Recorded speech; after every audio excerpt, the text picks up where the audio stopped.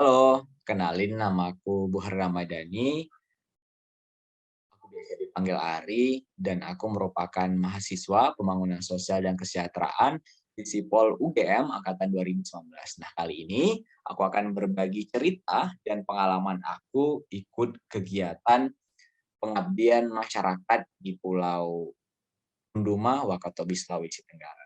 Pada bulan Mei tahun 2022, aku berkesempatan ikut kegiatan ekspedisi Langkah Muda Indonesia 1 yang diselenggarakan oleh NGO Langkah Muda Indonesia. NGO yang bergerak dan berupaya pada usaha pemberdayaan masyarakat 3T atau masyarakat yang tinggal di daerah terdepan, terluar, dan tertinggal di Indonesia. Kegiatan yang aku ikuti ini diadakan di Pulau Runduma, Kecamatan Tomia, Kabupaten Wakatobi, Provinsi Sulawesi Tenggara. Selama 2 minggu, aku dan teman-teman relawan lainnya melakukan berbagai aktivitas sosial di sana. Dan untuk menempuh wilayah Runduma ini ataupun Pulau Runduma ini, kami membutuhkan waktu sekitar 5 hari dari Surabaya dengan menggunakan kapal PLT. Selama 2 minggu di sana juga, aku dan teman-teman lainnya mendapatkan banyak sekali pembelajaran hidup yang sangat berguna untuk kami semua. Lalu bagi teman-teman yang pengen tahu bagaimana cara mendaftar, program ini, jadi dulu aku mengikuti beberapa tahapan seleksi. Yang pertama, seleksi berkas.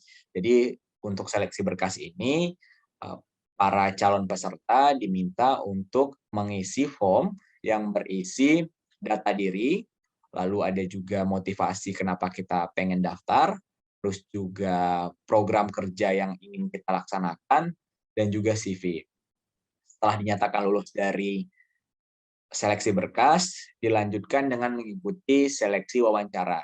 Nah, untuk seleksi wawancara ini sendiri, para calon peserta diminta untuk menjelaskan secara detail dan juga rinci mengenai program yang akan dibawa.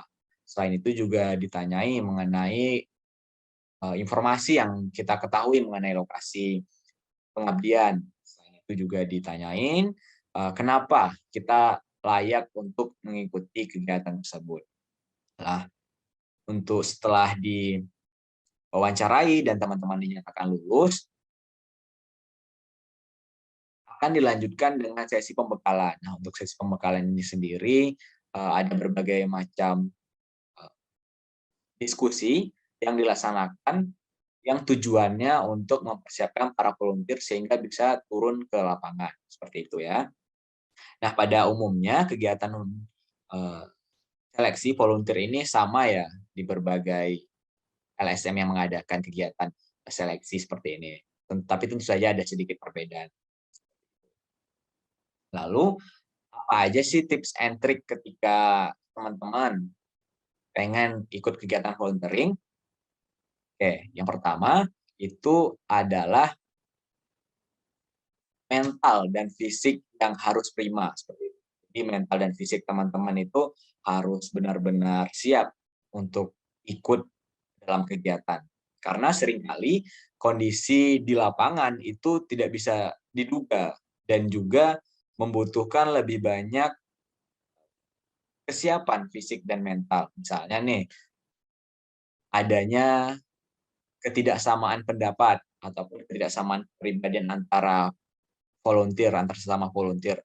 Nah, bagaimana caranya kita harus deal with it seperti itu, sehingga kegiatan tetap bisa dijalankan dengan lancar. Ataupun juga misalnya ketika perpindahan alat transportasi, nah kita juga harus siap untuk membawa peralatan dan juga ya peralatan yang kita bawa dan juga peralatan secara kelompok gitu, peralatan rombongan. Sehingga ya teman-teman harus siap untuk, eee, melaksanakan tugas tersebut, baik secara fisik dan juga mental. Ataupun mungkin juga nantinya teman-teman akan menghadapi masyarakat yang mungkin mengalami ketidaksamaan pendapat gitu, atau intinya ada perbedaan pandangan lah dalam menyikapi suatu hal. Nah, bagaimana caranya kita harus, berdamai ataupun berdiskusi dengan hal-hal tersebut. Itulah kenapa kesiapan fisik dan mental ini menjadi sangat penting ketika teman-teman memutuskan untuk ikut serta dalam kegiatan volunteer. Tapi tenang aja, aku yakin di saat kegiatan nantinya, teman-teman semua pasti akan mendapatkan dampingan dari teman-teman yang lainnya juga. Jadi nggak usah khawatir karena kita nggak sendirian di sana nantinya. Lalu untuk tips yang kedua yang harus dipersiapkan adalah kenal lebih dekat dengan lokasi pengabdian. Jadi ini penting untuk dilaksanakan ya, dengan cara teman-teman melakukan riset yang mendalam sebelum berangkat. Itu tujuannya adalah persiapan kita saat di lokasi nantinya juga maksimal.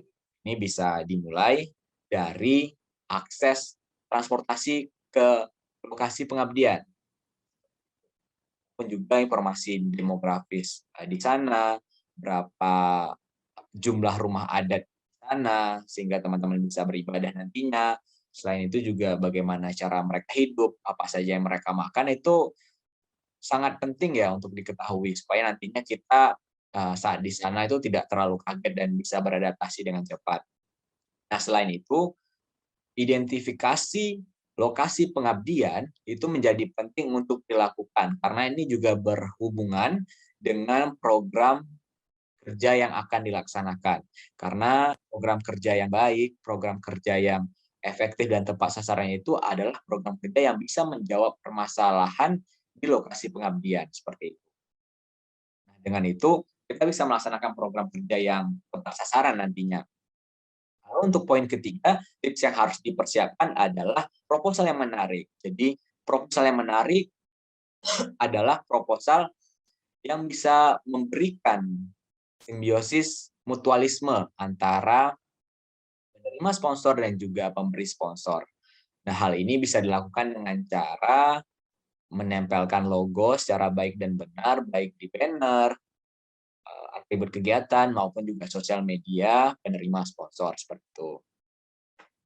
Nah, berikutnya, kenapa volunteering? Kenapa volunteering ini menjadi sebuah hal yang bisa dibilang wajib dilakukan paling nggak sekali seumur hidup? Apa yang menjadikan volunteering ini menjadi sesuatu yang worth it gitu? Kalau dari aku sendiri, ada 3 hal secara garis besar yang aku dapatkan selama mengikuti kegiatan volunteer ini, khususnya di Wakatobi kemarin. Nah, yang pertama itu adalah bertemu dengan keluarga dan teman baru. Saya tuh selalu percaya ya dengan konsep semua orang adalah guru gitu. Jadi dengan siapa saja kita bisa belajar dan mendapatkan pengalaman hidup dari orang tersebut. Ketika saya bertemu dengan orang-orang Wakatobi, saya mendapatkan pembelajaran yang penting gitu. Bagaimana pada akhirnya orang-orang yang tinggal di sana itu pantang menyerah meskipun hidup di tengah keterbatasan, apalagi di tengah kondisi geografis yang cukup terisolir seperti itu. Itu menurut saya sesuatu yang sangat bermakna dan menjadikan pembelajaran khususnya bagi saya saat ini. Lalu yang kedua adalah belajar budaya baru. Tentunya kebudayaan orang-orang Wakatobi ini cukup unik seperti itu, karena mereka merupakan masyarakat pesisir yang sangat dekat dengan laut gitu. Beda halnya dengan orang-orang yang mungkin tinggal di daerah kota-kota besar. Nah, waktu saya ke Wakatobi, saya menjadi lebih tahu mengenai kehidupan mereka, mengenai apa yang mereka makan, bagaimana mereka bertahan hidup, ataupun juga nilai-nilai yang menjadi pegangan orang-orang yang Wakatobi. Selain itu, saya juga mendapatkan insight baru bahwasanya orang-orang Wakatobi itu sangat peduli dan juga concern terhadap isu lingkungan, misalnya pelestarian penyu dan juga pelestarian terumbu karang. Ini menurut saya sesuatu yang sangat luar biasa ya, dan kita harus belajar dengan orangnya langsung seperti itu. Nah, berikutnya alam yang indah.